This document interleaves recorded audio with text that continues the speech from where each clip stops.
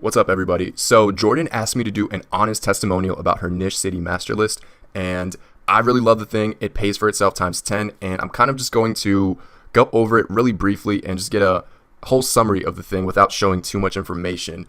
So first, we have a businesses tab, which, as you see here, is just a list of, I think, 100 and above. Yeah, it's definitely more than 100 different niche businesses and local service businesses at that. So I'm not going to scroll down because I don't want to show too far, but yeah, that's the first tab we have. And it also gets updated, which is really cool. Just like this whole list, by the way, she updates at least once a month, and she'll add businesses or new niches or even new countries, which I'm told Canada is going live today or tomorrow. I don't even know, but it's really awesome because it's one-time purchase, but you get lifetime access to all these updates. Next, we have the industry lead pricing tab, and while this isn't my favorite part, it is really, really useful because not only does it give you more ideas for businesses, but it, as you can see here, just gives a range of how much people pay for leads in each industry. So let's say, for example, I didn't even know a wood stairs building railings. It just gives you so many ideas, and it doesn't stop there. It tells you how much a lead is worth, the average lead price.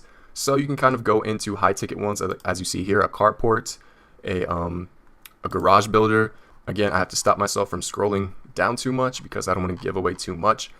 But the next tab we have is cities. Again, this isn't really a crazy tab or anything. It can give you really good ideas on cities because, I mean, let's face it, doing all this research by yourself or on your own time is just going to take forever. And this list, I mean, the way I see it is to give you ideas.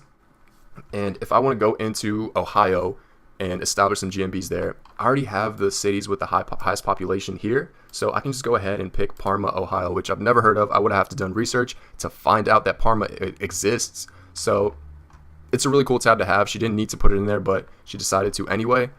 And the next tabs from here on out is where it gets really valuable. So what she did here is she took all the businesses she could think of and combined them with all of the, maybe not all, but most of the cities in the US that have sufficient population.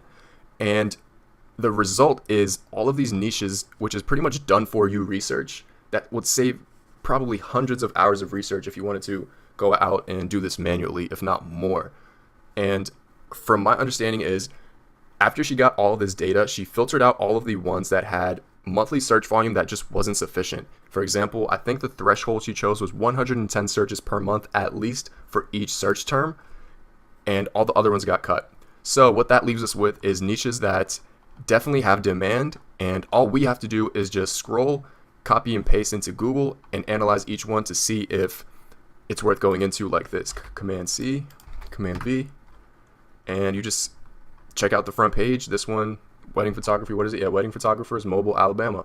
So yeah, that's pretty much all you do, and it's just done for you research, right? It makes it so easy. It saved me so much time. Like I said, this list paid for itself so quickly because I was able to find so many good niches and establish GMBs there when I first discovered it. Next, we have the popular city niche, which is, this list is pretty much the same as the other one, except as you'll notice, wait, I have to stop scrolling so much. As you'll notice, there's no state abbreviation at the end of each keyword. And that's because carpet cleaning Tuscaloosa will give you one result with a different volume than carpet cleaning Tuscaloosa space AL, which is Alabama. And she just wanted to make sure she's not missing anything like that. And yeah, there's definitely some niches that I've found without the abbreviation that I looked at the keyword with the state abbreviation and it just didn't look like it was worth going into. So just removing that CA or the state abbreviation just gave me a whole different perspective on that niche. So it's a really, really good and smart idea to do. So that's there.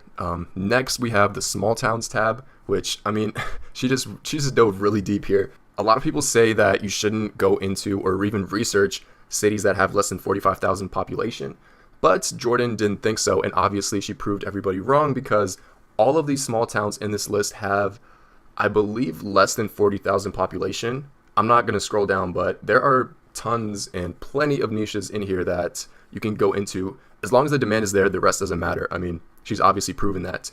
So yeah, that's pretty much it. Oh, and we have the Canada tab, which I said that I heard she is going to launch this either today or tomorrow. So, I mean, she's just adding more and more stuff to this list as it goes. And this may be secret information, I'm not sure, but apparently all English-speaking countries will be added to this list in due time, such as Australia, New Zealand, UK, and even South Africa. So I'm excited for that. And that's my testimonial. I really, really recommend this list. And I'm not saying that just for any monetary compensation.